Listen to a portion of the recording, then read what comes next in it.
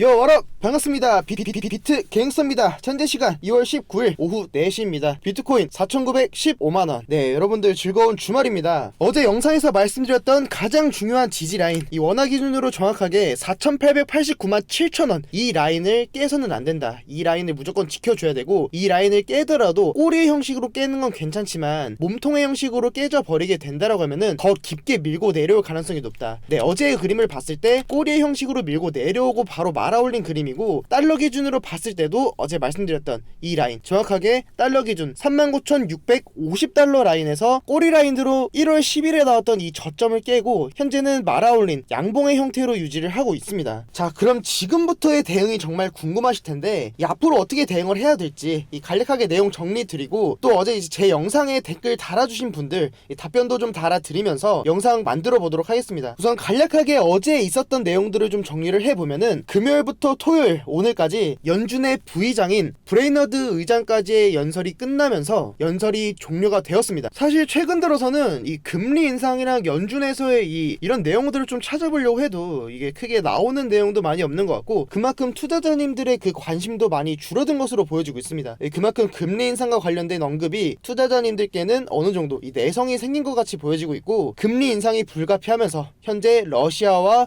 우크라이나 간의 군사적 대립 문제가 그만큼 심각하기 때문이라고 생각하고 있습니다. 정말 이 러시아와 우크라이나 간의 전쟁이 나게 되면은 오일과 같은 이 에너지 원자재 가격이 올라가게 될 텐데, 이것은 다시 또 인플레이션으로 직결되게 될 겁니다. 그리고 연준에서는 다시 또 이 인플레이션을 잡기 위한 지금보다도 더 복잡한 방법으로 계획을 세울 수도 있을 거라는 전망이 나와주면서, 그렇기 때문에 이 러시아와 우크라이나 간의 전쟁 문제가 인플레이션과 이 연준에서의 금리 인상 양적 긴축까지도 연결이 되고 있는 겁니다. 네, 사실 현재 이 피난민들, 이 피난을 가고 있는 사람들도 있고 구호소가 지어지면서 현재 상황이 심각해지고 있는 것은 사실입니다. 하지만 이 미국에서도 바이든 대통령은 이어서 만약 러시아가 계획을 감행한다면 그것은 제왕과도 같은 선택이 될 것이라며, 미국과 동맹국들은 북대서양 조약기구에 있는 이 영토의 마지막 한 조각까지 지킬 준비가 되어 있다고 강조를 했다. 사실 미국 측에서 이렇게 강력하게 이야기를 해주고 있는 만큼 러시아에서도 쉽게 이 우크라이나를 침공하지 못할 거라는 건 사실입니다. 그리고 오늘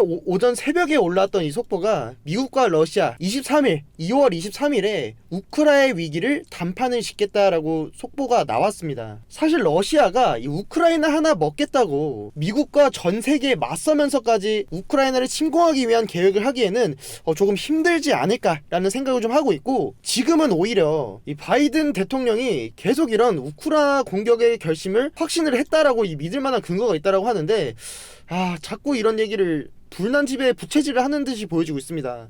이 정도면은 비트코인 지금 숏을 잡고 있는 게 아닌가라는 이런 좀 생각이 좀 들게 됩니다. 자, 그럼 다시 비트코인으로 돌아와서, 거래소마다 이 저점과 이 차트의 모양이 조금씩은 좀 다르게 흘러가다 보니까 현재 이 비트코인이 거래량이 가장 많이 나와주고 있는 바이낸스 거래소에 있는 차트를 좀 활용을 하겠습니다. 자, 우선 어제 말씀드렸던 게 1월 10일에 나왔던 이 저점 라인은 무조건 지켜줘야 된다.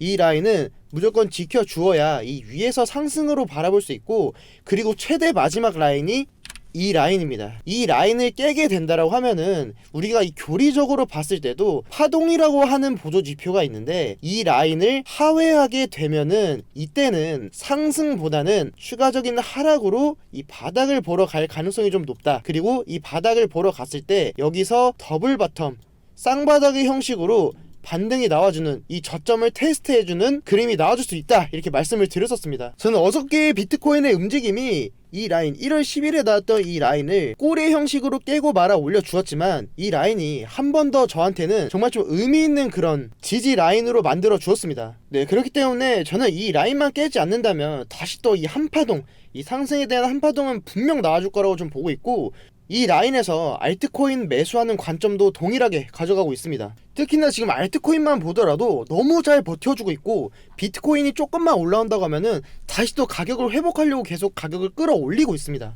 네, 그렇기 때문에 저는 이 알트코인 장세는 아직 남아있다라고 보고 있고, 충분히 베팅을 해볼 만한 그런 구간으로 보고 있습니다. 자, 그리고 어제 이 영상 댓글에 보면은 이 테스트 한다라는 개념, 너가 설명하는 게 뭔지는 알겠는데 여기를 이 바닥을 테스트한다라는 이 개념이 뭔지 잘 모르겠다라고 말씀해 주신 분이 계셨었는데, 테스트한다라는 거를 좀 쉽게 생각을 해보면은 결국은 이런 매물대, 이런 바닥과 이런 가격, 이런 라인들은 결국은 우리 투자자, 사람이 만든 가격에 의해서 만들어지는 매물대라고 생각을 하고 있습니다. 그렇기 때문에 쉽게 설명을 했을 때, 만약 여기서 강한 상승이 나와주고 여기서 지금 저항을 받았을 때, 이 가격대가 여기가 올라왔을 때 여기에 있는 이 물량들이 홀딩이 아니라 매도로 대응을 한다라고 하면, 쉽게 여기 있는 이 물량들이 더 올라가기 위한 홀딩이 아니라 가격이 왔네? 바로 탈출하는 그림, 계속 물량을 던지는 그림이 나오게 된다면 여기서 강한 저항을 받게 될 겁니다. 근데 그게 아니라 여기서 버텨주면서, 그래 우리 같이 한번 더 높게 가보자, 이 물량을 받아주기만 한다면 이 위에서 가격대는 형성이 될 거고, 이 물량을 다 소화해 줬을 때, 그때 여기서 다시 또 새로운 매물대가 만들어졌을 때 그때 또 추가적인 상승이 나와 줄 겁니다. 자, 그럼 다시 반대로 생각을 해보면은, 고점이 아니라 바닥으로 내려왔을 때, 여기서 이 39,500 라인을 깨고 내려왔을 때, 이 라인을 깨고 내려와서 이 바닥 라인에 도달을 했을 때, 결국은 여기에도 똑같이 이 저점에서 매수를 하고 수익을 보고 있었던 그런 사람들이 있었다고 하면은, 가격이 만약 그들 평단까지 왔다라고 했을 때 이들이 버텨주지 않고, 아, 나 이 가격이면은 그냥 팔고 더 저점에서 잡을래, 이 가격 매력적이지 않다 라면서 물량을 다 던졌을 때는, 그땐 제가 말씀드렸던 것처럼 쌍바닥 형식으로 반등이 나오는 게 아니라 N자형 패턴으로 빠지면서 더 아래에 있는 바닥을 보게 될 겁니다. 그렇기 때문에 이 바닥이 왔을 때 무조건적으로 여기서 매수를 하는 전략보다는 항상 여기서 반등이 나왔을 때 매수를 해라, 여기를 지켜줬을 때 이 매물대를 테스트하고 여기에 새로운 바닥이 형성이 됐을 때 매수를 하라고 권장을 드리는 겁니다. 자, 그리고 알트코인으로도 보면은, 자, 이런 식으로 윗꼬리를 남기는, 자, 우리가 이 매집봉이라고 하는 이 윗꼬리를 만드는 형식, 항상 이 상승이 나오기 전에 이 위에를 한 번씩 이렇게 찔러보는 작업을 합니다. 그리고 한 번씩 푹푹 더 깊게 한번 찔러보고 이 물량을 어떻게 반응을 하는지, 큰 상승이 나오기 전에 계속 한 번씩 찔러보는 작업을 하게 됩니다. 그리고 헌트 같은 코인이 계속 이런 봉에서만 지금 거래량이 나와주고 있고, 그리고 이만한 상승이 나와주는데 거래량이 크게 나와주지 않고 있습니다. 그 말이 뭐냐면, 결국은 이 물량 자체도 이 가격을 움직일 만한 물량을 특정 누군가가 쥐고 있다라는 게 되겠고, 그 특정 누군가는 세력이 되겠습니다. 그리고 이런 코인들이 가격도 쉽게 상승이 나와줄 가능성이 높은데, 어디까지나 이렇게 세력들이 물량을 많이 쥐고 있는 것은 이 세력 마음이기 때문에 사실 언제 올려줄지 예측하는 것은 무의미하고, 이런 코인들을 그냥 관심 코인에 담아두면서, 자, 이런 식으로 좀 신호가 보일 때, 이렇게 윗꼬리를 만들어 줬을 때, 이럴 때 조금씩 소액으로만 매수를 해보는 것도 괜찮은 전략이 될 수 있다고 말씀을 좀 드리겠습니다. 그리고 댓글에 계속 이 파워레저를 좀 봐달라고 많이 좀 찾아와서 댓글 달아주시는 분이 계셔서, 파워레저를 보면은, 자, 우선 월봉으로 봤을 때 제가 상승하는 데의 기본 조건이 뭐라고 말씀드렸었죠? 우선 저점을 올려줘야 되고 고점도 같이 올려줘야 된다. 저점과 고점을 올리는 기본적인 이 상승의 패턴을 그려줘야 된다. 월봉을 봤을 때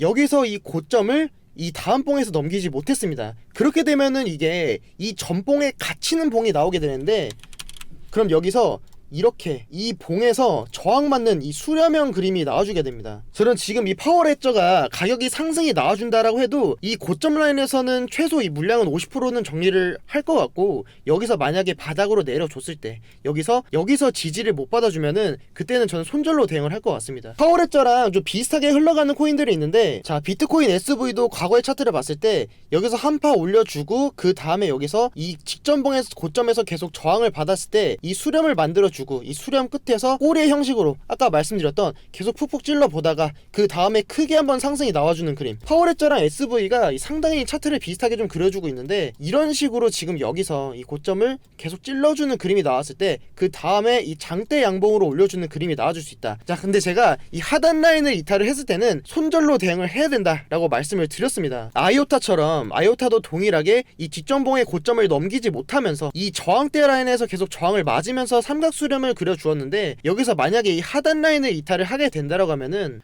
상당히 큰 폭으로 지금 고점 대비 마이너스 48% 빠져드는데, 이런 식으로 또 크게 빠져드는 흐름이 나와줄 수 있습니다. 네, 그렇기 때문에 지금 이 파워레저 코인이 이 트레이딩을 하기에 있어서는 이 상당히 좀 기준점을 잡기에 좀 괜찮은 코인으로 보여지고 있고, 지금 파워레저가 이 SV랑 좀 상당히 좀 비슷한 그림으로 좀 그려지는 거 있는 것 같아서 저도 좀 괜찮게 좀 보이는 코인인 것 같습니다. 하지만 말씀드렸던 것처럼 이 저점 라인을 이탈을 하고 여기를 지켜주지 못했을 때는 큰 폭으로 가격이 빠져줄 수 있기 때문에 이런 코인들은 여기를 항상 손절 라인으로 잡아주고 접근을 하시는 걸 추천을 좀 드리겠습니다. 네, 벌써 이 코로나 확진자가 일일 확진자가 10만 명을 벌써 넘어섰습니다. 또 즐거운 주말인데 어디 돌아다니실 때 마스크 항상 잘 착용하시고 항상 코로나 조심하고 건강한 하루 되시길 바라겠습니다. 오늘도 영상 시청해주셔서 정말 감사드리고요. 지금까지 비트 갱스터였습니다. 감사합니다.